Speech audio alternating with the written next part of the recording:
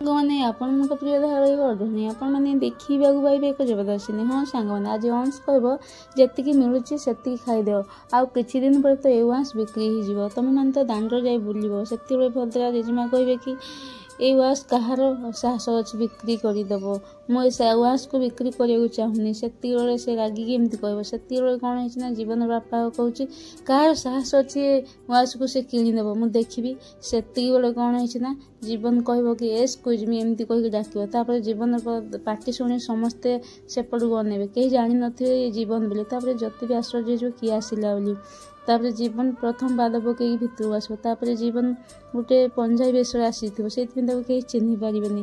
ତାପରେ ଘରକୁ ଆସିବ ତ ଜ୍ୟୋତି ଭାବୁ ଏ ଜୀବନ ଆସିଛନ୍ତି ନା କିଏ ଆସିଛି, କାହିଁକିନା ଜ୍ୟୋତି ଆଉ ଜୀବନ କଥା ହେଇଥିଲେ ଯେ ଏ ୱାସ୍ ବିକ୍ରି କରିବା ପାଇଁ। ତ ମାନସ ବି କହିବ ଏ ୱାସ୍ କିଣିବା ପାଇଁ କିଏ ଆସିଲେ। ତାପରେ ଭଦ୍ରା ଜେଜେମା ବି ଜୋରସେ ରାଗିଯିବେ, ତୋର ସାହସ କମ ନୁହଁ, ତୁ ମୋ ୱାସ୍କୁ କିଣିବାକୁ ଆସିଛୁ। କାହିଁକିନା ଅଂଶ ବହୁତ ଖୁସି ଯେ ଯାହା ହଉ ମୋ ଜ୍ୟୋତି ପାଇଁ ମୁଁ ଏ ୱାସ୍ ବିକି ଦେବି, କାହିଁକିନା ସେ ଜ୍ୟୋତିକୁ ପାଇବା ପାଇଁ ତ ବହୁତ ଆଶା ରଖିଛି ନା।